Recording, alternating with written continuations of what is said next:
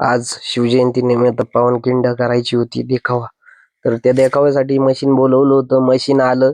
मशीनचं काम चालू केलं देखाव्यासाठी खांदण्यासाठी. नंतर आम्ही एसी पाशी नळ काढण्यासाठी गेलो. पाण्याचा नळ काढला. ती साफसफाई जागा रामाने करून घेतली. त्यानंतर आम्ही JCB कडे गेलो. JCB त्याचं काम करून घेतलं होतं. नंतर मी पाणी मारलं आणि रामाने लेवल करायला घेतली. मग आम्ही दोघांनी मिळून लेवल केली. त्यानंतर राम म्हणला आपल्याला मूर्ती धुवावं लागेल. मूर्ती धुतली आणि ही पावनखिंडी मधली डिझाईन आहे. कशी वाटली तुम्हाला सांगा नक्की मला कमेंट करून. मी कमेंटची वाट पाहतोय तुमच्या. नंतर ही डिझाईन आम्ही रेडी केली आणि पावनखिंडीचं काम करायला घेतलं. त्यानंतर राम बोलला आपल्याला पावनखिंडीमध्ये पाणी सोडायला पाईप लागेल. मग आम्ही रस्ता खोदून पाईप पलीकडे घेतला व नंतर येशीवरती संध्याकाळी झेंडे बांधायला चढलो आणि वरून हा नजारा खूपच सुंदर होता. गणेश आणि सोपी हे दोघं झेंडे बदलत होते आणि मी तिथली साफसफाई करत होतो. साफसफाई करून झाल्यानंतर ही ही पहा मूर्ती कशा मस्त दिसतंय ना खालचा नजारा.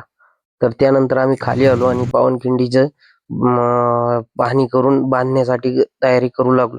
सर्वजण आत बायला आले होते व त्यानंतर आम्ही आतली बाजू बांधून घेतली. आता राहिली होती फक्त बाहेरची बाजू. ती नंतर बांधूया बोललो.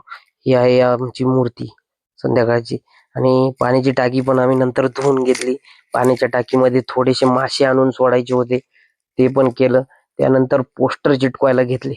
मी, नवनाथ, डॉक्टर, अशोक, अनिल यांनी सर्वांनी मिळून पोस्टर वगैरे लावून चिटकून घेतले आणि त्यानंतर आम्ही पावनखिंडीमध्ये पोस्टर उभे करायला घेतले.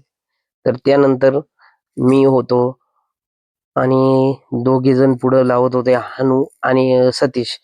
हे दोघे जण फुल पुढे फोटो चिटकवत होते आणि मी मागे पाहत होतो की कोणता निघाला आहे की नाही, व्यवस्थित आहे की नाही.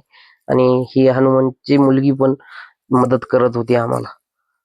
त्यानंतर सर्व पोस्टर सतीश आणि हनूने लावून घेतले आणि कुठं पण चुकी केली नाही. एकदम मस्त पोस्टर लावून घेतलेत त्यांनी. हे पहा काय नजारा आहे. त्यानंतर आम्ही पाणी सोडलं पावनखिंडीमध्ये व पाणीही भरून झालं एक अर्ध्या तासात. पाणी भरल्यानंतरचा हा नजारा आहे. मस्त नजारा झाला होता. सर्वांना आवडली पावनखिंड. त्यानंतर आम्ही महाराजांची आरती घेतली. आरतीच्या नंतर त्यानंतर आरती झाली व पावनखिंडीच्या शिवज्योतसाठी व आपल्या शिवजयंतीच्या शिवज्योतसाठी सर्व गाड्या निघाल्या.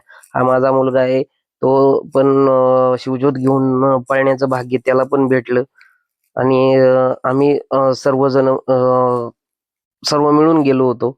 माझ्या मुलाला पळण्याचं भाग्य भेटलं. त्यानंतर संकेतही पळालाय आणि मग आम्ही रात्री मागे आलो आणि जे बाकीचे मुलं होते तरुण त्यांनी मागून ज्योत घेऊन आले. आम्ही पुढं सकाळी आल्यानंतर पाहिलं एकदम मस्त डेकोरेशन झालं होतं. फुलांची सजवणूक झाली होती. ही छोटी आपली महाराजांची मूर्ती आहे. तिथे आमचे बंधू आणि दाजी हे दोघं सजवत होते मूर्ती आणि नंतर शिवज्योत आली म्हणून आम्ही सर्वजण शिवज्योतला आणण्यासाठी रोडकडे गेलो. कॉर्नरच्या साईडने शिवज्योत आली व तिचं भव्य दिव्य असं गावामध्ये स्वागत केलं व